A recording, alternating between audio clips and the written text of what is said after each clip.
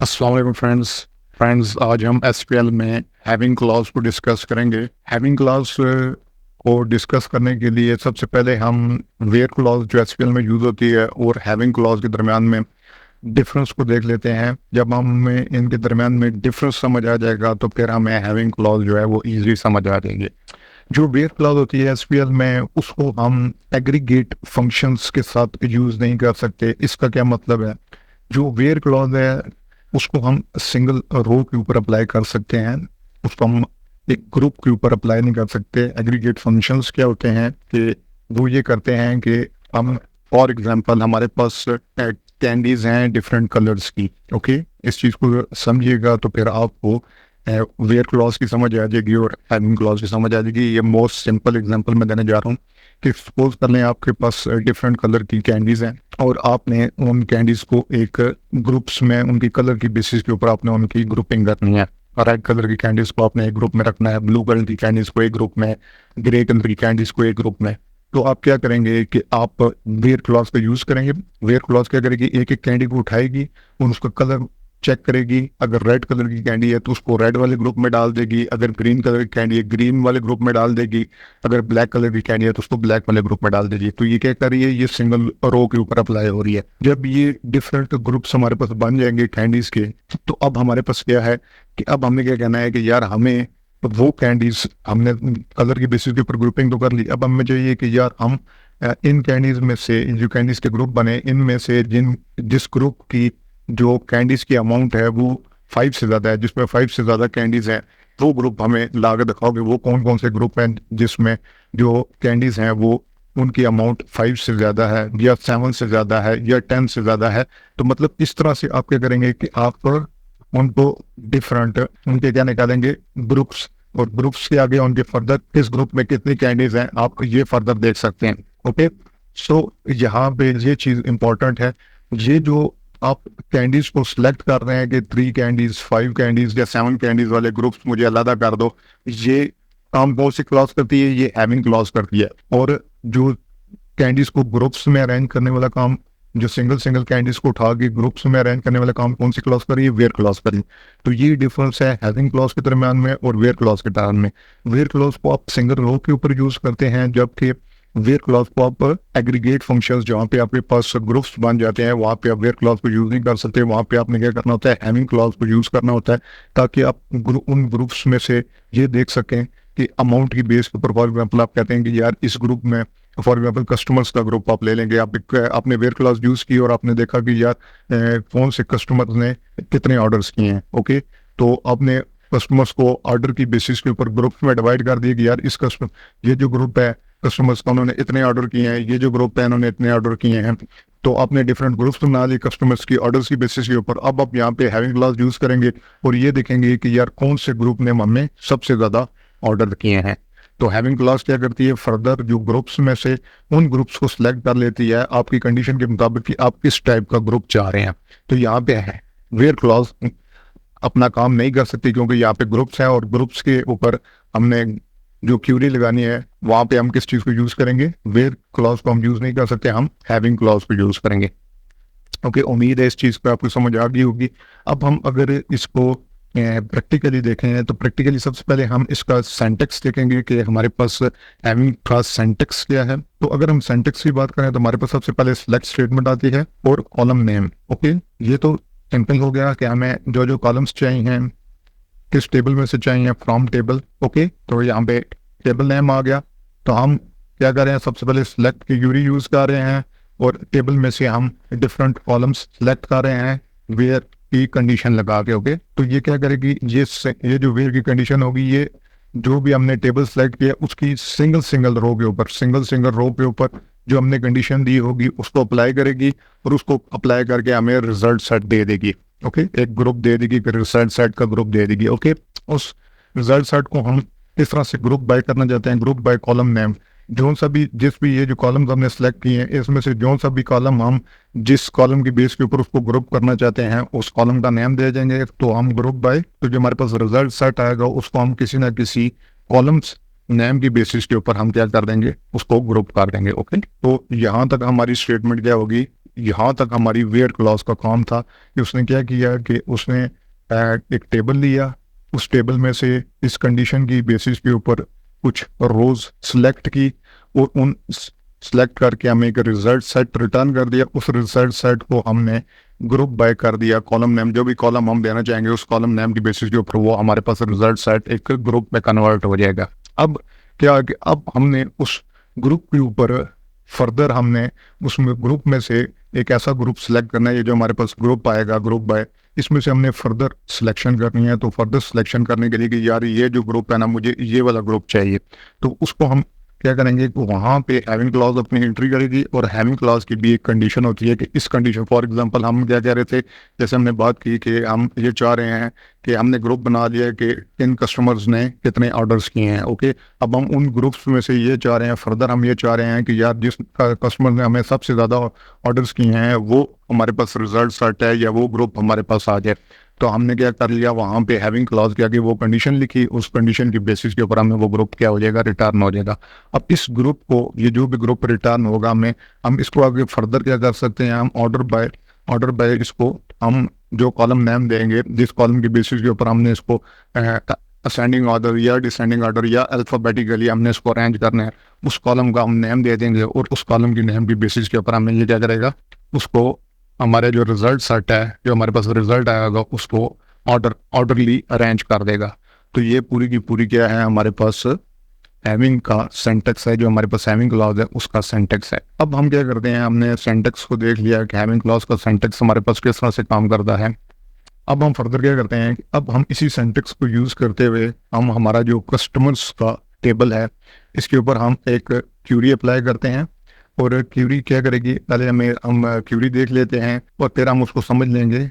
सबसे पहले हम क्या करेंगे, select count customer ID, okay, comma country from customers. तो हमने क्या किया कि हमने पहले ये स्टेटमेंट लगाई कि हमें क्या चाहिए, हमें कस्टमर्स की आईडी चाहिए, उनको हम काउंट कर रहे हैं, ठीक है। और हम आगे क्या कर रहे हैं, यहाँ पे ये हमारे पास एग्रीगेट का फंक्शन अप्लाई हुआ है। एग्रीगेट का फंक्शन अप्लाई करके हम क्या कर रहे हैं कि हम कस्टमर्स की आईडीज को काउंट कर रहे हैं और कंट्रीज की बेसिस के ऊपर हम कस्टमर्स की आईडीज को काउंट कर रहे हैं कि किस कंट्री से हमारे पास कितने कस्टमर्स हैं। ओके, तो बेसिकली और हमारे पास टेबल कौन सा कस्टमर्स का यूज हो रहा है, तो ये यहाँ से लेकर जहाँ तक हमारे पास जो सिलेक्ट की स्टेटमेंट है ये क्या कर रही है, ये सिंपली ये कर रही है कि हमारे पास कंट्रीज की बेसिस के ऊपर हम कस्टमर्स आईडीज को क्या कर रहे हैं, काउंट कर रहे हैं कि हमारे पास किस कंट्री में कितने कस्टमर्स हैं। ओके, और इनको हम क्या करते हैं, इनको हम ग्रुप बाय कंट्री कर लेते हैं। ओके, तो हमने इसको क्या कर लिया, ग्रुप बाय कंट्री कर लिया। तो हमारे पास ये यहाँ से लेके यहाँ तक हमारी स्टेटमेंट कंप्लीट होगी। अगर हम इसको एग्जीक्यूट करें तो देखते हैं हमारे पास क्या रिजल्ट आता है। हमारे पास अब देख सकते हैं हमारे पास कितने रिकॉर्ड आए, 21 रिकॉर्ड्स आए हैं हमारे पास। और इसमें हमारे पास अर्जेंटीना से 3 कस्टमर्स हैं, फ्रांस से हमारे पास 11 कस्टमर्स हैं, जर्मनी से 11 कस्टमर्स हैं, ओके, डेनमार्क से हमारे पास 2 कस्टमर्स हैं। तो इसने क्या किया है, हमें रिजल्ट क्या रिटर्न किया है, इसने हमारी रिजल्ट ये रिटर्न किया है कि हमें एक तरह के क्या प्रोवाइड कर दिए हैं, हमें कस्टमर्स को कंट्री की बेसिस के ऊपर काउंट करके बता दिया है कि इस कंट्री में हमारे पास इतने कस्टमर्स हैं। और इसको हमने ग्रुप बाय किया है, जो हमारे ग्रुप्स बनेंगे वो क्या क्या है, वो कंट्री की बेसिस के ऊपर बनेंगे। तो हमारे पास आप देख सकते हैं हमारे पास ये डिफरेंट किस्म के ग्रुप्स बेसिकली बन गए हैं कि हमारे पास क्या है, हमारे पास अर्जेंटीना में 3 कस्टमर्स हैं, ऑस्ट्रिया में 2 कस्टमर्स हैं। तो एक तरह का ये हमारे पास क्या बन गया, ग्रुप बन गया। ओके, तो हमारे पास डिफरेंट टाइप के ग्रुप बन गए हैं। जिस तरह हमने क्या बात की थी कि हमारे पास डिफरेंट कलर की कैंडीज हैं, तो हमने उनको कलर की बेसिस के ऊपर डिफरेंट उनके ग्रुप्स बनाए थे। तो यहाँ पे हमने क्या किया कि हमने कंट्रीज को लिया है और जिस कंट्री में जितने कस्टमर्स हैं वो हमने उस कंट्री वाइज उनका ग्रुप बना लिया है कि हमारे पास इस कंट्री में इतने कस्टमर्स हैं। ओके, अब हमने क्या करना है, अब हम ये देखना चाह रहे हैं कि हमारे पास वो कंट्रीज हमें, फॉर एग्जांपल हम कहते हैं कि अब हमारे पास इस तरह ग्रुपिंग तो होगी है। अब हम ये चाह रहे हैं कि जिस कंट्री में हमारे 5 से ज़्यादा कस्टमर्स हैं वो कंट्रीज हमें रिटर्न हो जाए। तो हम क्या कहेंगे, having count customer ID, having count customer ID, okay, having count customer ID greater than 5। Okay, तो ये क्या करेगा कि हमें क्या रिटर्न करेगा, ये जो हमारा ग्रुप बना है इसमें से जिस कंट्री में हमारे पास, ये देखिए ना, ये कस्टमर आईडी को काउंट कर रहे हैं ना, तो जिस कंट्री में हमारे 5 से ज़्यादा कस्टमर्स हैं वो हमें कंट्रीज रिटर्न कर दो, तो देखते हैं क्या रिजल्ट सेट हमें रिटर्न होता है। हमें टोटल 5 रिकॉर्ड्स रिटर्न हुए हैं, और आप देख सकते हैं इन सारे ये जो कंट्रीज हैं इनमें हमारे 5 से ज़्यादा कस्टमर्स हैं, 9, 11, 7 और 13। तो उम्मीद है यहाँ तक आपको हैविंग क्लॉज और वेयर क्लॉज के दरमियान में डिफरेंस समझ आ गया होगा, और हैविंग क्लॉज की आपको इंपॉर्टेंस का भी पता लग गया होगा कि हैविंग क्लॉज हम किसके ऊपर, एग्रीगेट फंक्शंस के ऊपर अप्लाई करते हैं, जहाँ पे हम ग्रुपिंग कर रहे होते हैं। तो यहाँ पे देख सकते हैं हम ग्रुपिंग कर रहे थे कि हम कस्टमर्स काउंट कर रहे थे कंट्री वाइज, और उनका रिजल्ट सेट रिटर्न कर रहे थे। तो इसने हमें एक ग्रुप बाय हमने उनको कंट्री कर लिया कि कंट्री वाइज हमें उनकी ग्रुपिंग कर दो कि यार इस कंट्री में इतने कस्टमर्स हैं, इस कंट्री में इतने कस्टमर्स हैं। फर्दर हमने हैविंग क्लॉज को यूज़ किया और हमने ये देख लिया कि किस कंट्री में हमारे 5 से ज़्यादा कस्टमर्स हैं, वो हमें ग्रुप रिटर्न कर दो। तो उसने हमें वो रिजल्ट्स हमें रिटर्न कर दिए हैं। ओके, उम्मीद है यहाँ तक आपको चीज़ों की समझ आ गई होगी। अब हमने एक चीज़ यहाँ पे आखिरी चीज़ जो हमारी रह गई है वो ये है कि हमने ऑर्डर बाय कॉलम नेम, हमने इसको ऑर्डर भी क्या करते हैं, हम इसको इसी ये जो हमारा कॉलम है जो हम काउंट कर रहे हैं कस्टमर आईडी को, इसी को हम इस कॉलम की बेसिस के ऊपर हम क्या करते हैं कि हम इसको डिसेंडिंग ऑर्डर में अरेंज करते हैं। तो देखते हैं हमारे पास क्या रिजल्ट आता है। ये हमें क्या कर देगा, ये डिसेंडिंग ऑर्डर में अरेंज कर देगा। सबसे ज़्यादा जहाँ पे कस्टमर्स होंगे उसको टॉप पे ले आएगा, फिर उससे लेस, फिर उससे लेस, फिर उससे लेस। तो देखते हैं हमने क्या करना है, हमने simply order by count customer ID और DESC डिसेंडिंग ऑर्डर में इसका हमने क्या कर दिया है, अरेंज कर दिया है। सिंपल हमने क्या करना है कि हमने सबसे ज़्यादा कस्टमर्स वाली कंट्री को टॉप पे ले आना है, और सबसे कम कस्टमर्स वाली कंट्री को हमने बॉटम में ले जाना है। तो एग्जीक्यूट करते हैं, तब देख सकते हैं हमारा ये order by customer ID descending order में अरेंज हो गया। सबसे ज़्यादा जहाँ पे हमारे कस्टमर्स हैं वो कंट्री टॉप पे आ गया, फिर उससे लेस, फिर उससे लेस, फिर उससे लेस। ओके, सो ये चीज़ इंपॉर्टेंट थी। ये हमने पूरे का पूरा सेंटेक्स जो हमने डिस्कस किया था इसको हमने प्रैक्टिकली भी अप्लाई करके देख लिया कि हम किस तरह से हैविंग क्लॉज को प्रैक्टिकली यूज़ कर सकते हैं। अब हमारे पास फर्दर क्या है कि हम हैविंग क्लॉज को अगर हमने फर्दर यूज़ करना है तो हम और इसको इनर जॉइन के साथ भी यूज़ कर सकते हैं, डिफरेंट जॉइंट्स के साथ भी हम यूज़ कर सकते हैं।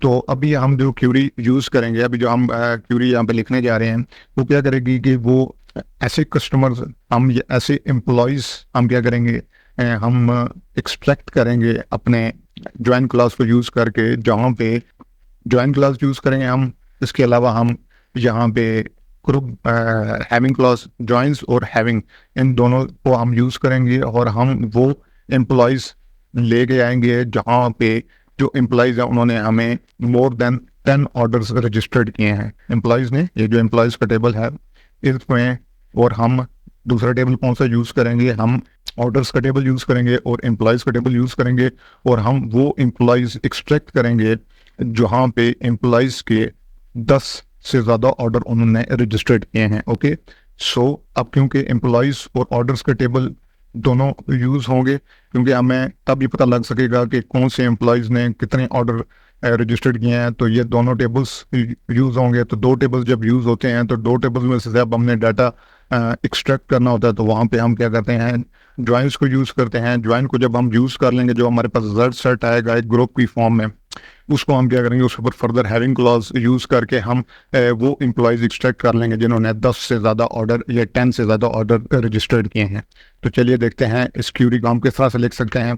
सबसे पहले हमने क्या किया, सिलेक्ट, हमारे पास कौन सा है, एम्प्लॉयज़, हमारे पास क्या है, इसके डिफरेंट कॉलम्स हैं। तो हम एम्प्लॉयज़ का टेबल यूज़ कर रहे हैं, तो एम्प्लॉयज़ डॉट लास्ट नेम, हम एम्प्लॉय को लास्ट नेम ले रहे हैं, और इसके आगे हम एग्रीगेट फंक्शन यूज़ कर रहे हैं काउंट का, और इसमें हम ऑर्डर्स, जो हमारे पास ऑर्डर्स का टेबल है उसमें से हम क्या कर रहे हैं, ऑर्डर आईडी, हम ऑर्डर आईडी को काउंट कर रहे हैं इसी की बेसिस के ऊपर, क्योंकि हम इसी की बेसिस के ऊपर ये एक्सपेक्ट कर सकेंगे कि कितने एम्प्लॉयज़ ने कितने ऑर्डर्स रजिस्टर्ड किए हैं। ओके, सो इस टेबल को हम एक नाम दे देते हैं, सॉरी इस कॉलम को हम एक नाम दे देते हैं, इसको हम एज कर लेते हैं as number of orders. Okay, तो यहाँ तक हमारी क्यूरी कंप्लीट होगी। फ्रॉम, अब हम ये ले कहाँ से रहे हैं, फ्रॉम ऑर्डर्स। ओके, सो हम क्या कर रहे हैं कि हम सारा जो ऑर्डर्स का टेबल है, ये देख सकते हैं, ऑर्डर्स के टेबल में से हम ऑर्डर्स की आईडीज को काउंट कर रहे हैं, वो उसका जो कॉलम बनेगा उसको हमने नंबर ऑफ ऑर्डर्स का नाम दे दिया। और अब हमारे पास एम्प्लॉयज़ के टेबल में से हम क्या ले रहे हैं, जस्ट लास्ट नेम ले रहे हैं। ओके, अब यहाँ पे हमने क्योंकि इनर ज्वाइन लगाना है, inner join. Okay, inner join use करके हम क्या करेंगे, एम्प्लॉयज ऑन, हमने किस बेसिस के ऊपर ये ज्वाइन लगाना है, on orders dot employee ID is equal to employees dot employee ID. Okay, और इसको हम क्या करते हैं, ग्रुप बाय कर लेते हैं एम्प्लॉयज डॉट लास्ट नेम। अब ये पूरी स्टेटमेंट की एक दफा हम दोबारा से पूरी क्यूरी को डिस्कस कर लेते हैं। हमने क्या किया, हमने एम्प्लॉयज के टेबल में से सिर्फ लास्ट टाइम लिया और हमने काउंट किया, एग्रीगेट फंक्शन लगा के जो ऑर्डर का टेबल है उसमें से हम क्या कर रहे हैं, ऑर्डर्स को काउंट कर रहे हैं और उसका जो ऑर्डर्स का जो काउंट बनेगा, हर काउंट को हम उसके जो कॉलम को नाम देना था, हमने क्या नाम दे दिया, नंबर ऑफ ऑर्डर्स और फ्रॉम ऑर्डर्स कर लिया। अब इनर ज्वाइन हमने नीचे अप्लाई किया और एम्प्लॉयज के ऊपर हमने इनर ज्वाइन और ऑर्डर्स और एम्प्लॉयज के दरम्यान में हमने इनर ज्वाइन किया। इनर ज्वाइन क्या करेगा कि जहाँ पे मैच फाउंड होगा दोनों टेबल्स के दरम्यान में, जहाँ पे जिस बेसिस पे जहाँ पे हमारे पास क्या होगा, मैच फाउंड होगा, एम्प्लॉय आईडी जो कि हमारे एम्प्लॉयज टेबल में भी मौजूद होगी और अब वही एम्प्लॉय आईडी जब हमारे ऑर्डर्स टेबल में भी मौजूद होगी तो वो क्या हो जाएगा, वो ज्वाइन हो जाएगा, वहाँ पे दोनों जगह पे मैच हो जाएगी। तो इस टेबल में भी हमारे पास मैच हो रही होगी एम्प्लॉय आईडी और इस टेबल में भी हमारे पास मैच हो रही होगी, क्योंकि हम क्या कर रहे हैं, इनर ज्वाइन लगा रहे हैं एम्प्लॉय आईडी जो ऑर्डर्स के टेबल में है और एम्प्लॉय आईडी जो एम्प्लॉय के टेबल में है। इन दोनों आईडीज जहाँ पे मैच हो रही होंगी वो हमें रिजल्ट सेट रिटर्न हो जाएगा और जब वो रिजल्ट सेट हमें रिटर्न होगा तो वहाँ पे हमारे पास क्या होगा, हम लास्ट नेम की बेसिस के ऊपर उसको क्या कर रहे हैं, ग्रुप कर रहे हैं। तो हमें ये पता लग जाएगा कि एम्प्लॉय के लास्ट नेम के सामने उसके नंबर ऑफ ऑर्डर्स आ रहे होंगे कि इस एम्प्लॉय ने इतने ऑर्डर्स क्या किए हैं, रजिस्टर्ड किए हैं। ओके, तो अब यहाँ तक हमारी क्यूरी कंप्लीट होगी। अब हम क्या करते हैं कि हम इसको हैविंग क्लॉज यहाँ पे अब हम लगा देते हैं। हैविंग हमारे पास कंडीशन क्या है, हैविंग काउंट या नंबर ऑफ ऑर्डर्स, इसको अब क्योंकि हमने इसको कॉलम को नाम भी दिया है तो नंबर ऑफ ऑर्डर्स। ओके, यहाँ पे हमारे पास क्या है, number of orders greater than क्या है, ग्रेटर देन 10 है। ओके, आप ये भी यूज कर सकते हैं और आप ये भी लिख सकते हैं काउंट करे और यहाँ पे काउंट करे और यहाँ पे count orders dot order ID greater than 10 है, वो हमें रिजल्ट रिटर्न कर दे। ओके, ये दोनों चीजें आप यूज कर सकते हैं। तो हम फिलहाल इसी को यूज कर लेते हैं कि काउंट डॉट ऑर्डर, ये जो एग्रीगेट का फंक्शन है ये क्या कर रहा है, हमें रिटर्न कर रहा है कि कितने एम्प्लॉयज ने कितने ऑर्डर किए हैं। तो हम ये वो एम्प्लॉयज सेलेक्ट करेंगे जिन्होंने 10 से ज़्यादा ऑर्डर रजिस्टर्ड किए हैं। तो हम इसको एग्जीक्यूट करते हैं तो आप देख सकते हैं हमारे पास क्या आ गया, हमारे पास टोटल 9 रिकॉर्ड आए हैं और एम्प्लॉयज का लास्ट टाइम आ रहे हैं और उन्होंने जितने जितने ऑर्डर रजिस्टर्ड किए हैं हमारे पास वो इन्फॉर्मेशन आ रही है। तो हमारे पास क्या हो गया, हमारे पास हैविंग क्लॉज लग गई और हैविंग क्लॉज की बेसिस के ऊपर जहाँ पे भी आप देख सकते हैं तमाम में ने 10 से ज़्यादा ऑर्डर रजिस्टर किए हैं तो ये हमारे सामने शो हो गए हैं। ओके, सो अब यहाँ पे अगर हमारे पास हम ने इस चीज़ को समझ लिया कि हम जो हैविंग क्लॉज है उसको हम किसके साथ भी यूज़ कर सकते हैं, हम ज्वाइंस के साथ भी यूज़ कर सकते हैं जब हमने डाटा को मल्टीपल टेबल्स में से एक्सट्रैक्ट करना हो। तो जब मल्टीपल टेबल्स में से हमने डाटा को लेना हो तो वहाँ पे हम ज्वाइंस को यूज़ करते हैं ताकि हमारे पास क्या हो जाए, हमारे पास जो हमारे मुताबिक रिजल्ट है वो हमें एक्सट्रैक्ट हो गया आ जाए मल्टीपल टेबल्स में से। तो यहाँ पे हम क्या कर रहे हैं कि इधर से लेके हमारे पास यहाँ से लेके और यहाँ तक स्टेटमेंट हमारे पास क्या कर रही है कि ये कह रही है कि ये ऑर्डर्स की आईडीज को काउंट कर रही है, एग्रीगेट फंक्शन जहाँ पे अप्लाई हुआ है और क्या कर रही है, हमारे पास एम्प्लॉयज टेबल में से लास्ट नेम ले रही है और एम्प्लॉय टेबल के ये जो एम्प्लॉय आईडी है और ऑर्डर्स टेबल्स की में भी जो एम्प्लॉय आईडी है उनकी बेसिस के ऊपर मैच लेके हमें क्या दे रही है, ऑर्डर्स दे रही है कि यार इस एम्प्लॉय ने हमारे पास इतने ऑर्डर्स रजिस्टर्ड करवाए हैं। इन ये जो हमारे पास यहाँ से लेके यहाँ तक हमारे पास क्या है, हमारे पास सिंगल रोज एक्सट्रैक्ट होके आ रही हैं और सिंगल रोज के बेसिस के ऊपर हमारे पास एक रिजल्ट सेट बन रहा है। उस रिजल्ट सेट को हमने ग्रुप बाय करके क्या कर दिया, लास्ट नेम, ये जो एम्प्लॉय का लास्ट नेम था इसकी बेसिस के ऊपर हमने उसको ग्रुप बाय कर दिया ताकि हमारे पास डिफरेंट ग्रुप्स बन जाए। जैसे कि आप देख सकते हैं हमारे पास हमें पता लग गया कि इस मैंने ने 42 ऑर्डर्स रजिस्टर्ड किए हैं, इसने 104 ऑर्डर्स रजिस्टर्ड किए हैं। तो इस ग्रुप के ऊपर अब आप वेयर क्लॉज को अप्लाई नहीं कर सकते क्योंकि ये ग्रुप्स है। तो यहाँ पे क्योंकि एग्रीगेट फंक्शन अप्लाई हुआ है तो यहाँ पे हम हैविंग क्लॉज को यूज करेंगे और हैविंग क्लॉज को हम ये कह रहे हैं कि हमें वो एम्प्लॉयज ला के दो जिन्होंने 10 से ज़्यादा ऑर्डर्स रजिस्टर्ड किए हैं। तो हमारे पास वो रिजल्ट सेट आ रहा है। अब हम इसको अगर ऑर्डर बाय करना चाहते हैं वो ऑर्डर बाय हम कर सकते हैं, order by count orders dot order ID और DES डिसेंडिंग ऑर्डर में हमने इसको रेंज कर दिया। ओके, तो ये हमें जिस एम्प्लॉय ने सबसे ज़्यादा ऑर्डर किए हैं, पीक वॉक ने 156 ऑर्डर रजिस्टर किए हैं, इसको डिसेंडिंग ऑर्डर में बड़े से छोटे की तरफ लेके जाएगा। तो सबसे ज़्यादा हमारे पास स्पीक ऑफ जो एम्प्लॉय है इसने ऑर्डर रजिस्टर किए हैं 156 और सबसे कम हमारे पास इस एम्प्लॉय ने 42 ऑर्डर्स रजिस्टर्ड किए हैं। ओके, सो इस तरह से आप जो हैविंग क्लॉज है उसको जॉइंट्स के साथ यूज़ कर सकते हैं। फर्दर आप क्या कर सकते हैं कि एक लास्ट क्यूरी हम देख लेते हैं जहाँ पे हम ये कहते हैं कि हम हमारे पास दो एम्प्लॉयज़ हैं और हम देखते हैं कि किसने ज़्यादा ऑर्डर रजिस्टर्ड करवाए हैं। यहाँ पे तो हमारे पास ओवरऑल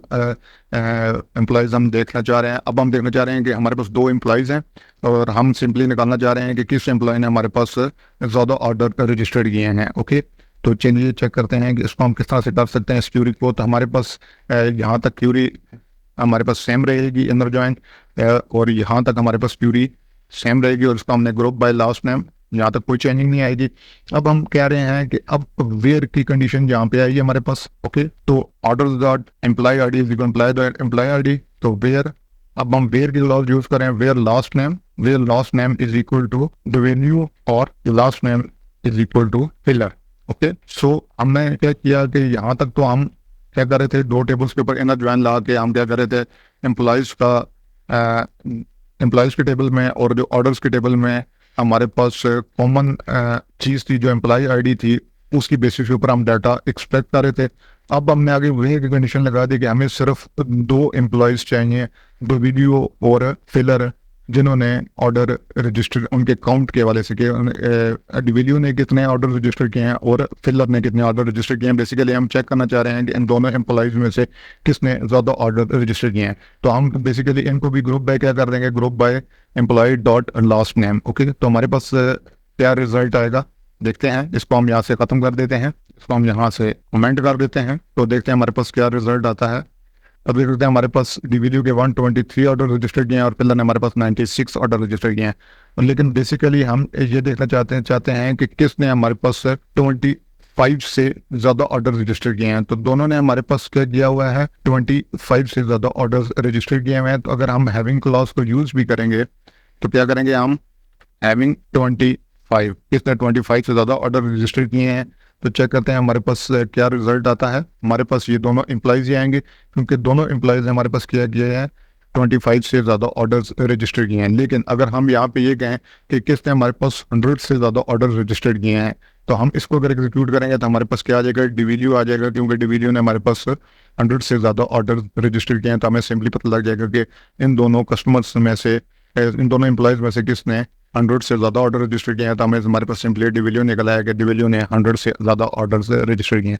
तो इस तरह से भी आप ये भी देख सकते हैं कि कौन सा एम्प्लॉइज़ आपकी अच्छी परफॉर्मेंस दे रहा है और कौन सा एम्प्लॉय आपकी अच्छी परफॉर्मेंस नहीं दे रहा है। तो इस तरह की जिस तरह की भी आपकी क्यूरी होगी उस तरह से आप अपने हैविंग जो क्लॉज है उसको यूज़ करके आप रिजल्ट्स को एक्सट्रैक्ट कर सकते हैं और रिजल्ट्स को बेहतरीन हालत में, जिस हालत में आपको चाहिए, जिस तरह की आपकी यूजेज है उस यूजेज के हिसाब से आप क्या कर सकते हैं, ग्रुप्स बेसिकली इस चीज़ को आपने ध्यान में रखना है। ये बहुत इंपॉर्टेंट चीज़ है कि हैविंग क्लॉज ग्रुप्स के ऊपर अप्लाई होती है, एग्रीगेट फंक्शंस के ऊपर अप्लाई होती है बेसिकली, क्योंकि एग्रीगेट फंक्शंस के ऊपर आप वेयर क्लॉज को अप्लाई नहीं कर सकते। वेयर क्लॉज जो सी है वो सिंगल रो के ऊपर काम करती है। बेसिकली ये डिफरेंस है वेयर क्लॉज और हैविंग क्लॉज में कि वेयर क्लॉज सिंगल रो के ऊपर अप्लाई होती है, जबकि जो हैविंग क्लॉज है इसको आप एग्रीगेट फंक्शंस के साथ अप्लाई करते हो जहाँ पे आपने ग्रुपिंग की होती है। तो ये कि यहाँ पे हमने ग्रुपिंग की हुई है तो इधर हम हैविंग क्लॉज को अप्लाई कर रहे हैं। तो उम्मीद है फ्रेंड्स हैविंग क्लॉज की आपको समझ आ गई होगी। सो फ्रेंड्स ये थी आज की वीडियो। अगली वीडियो तक के लिए अल्लाह हाफिज़।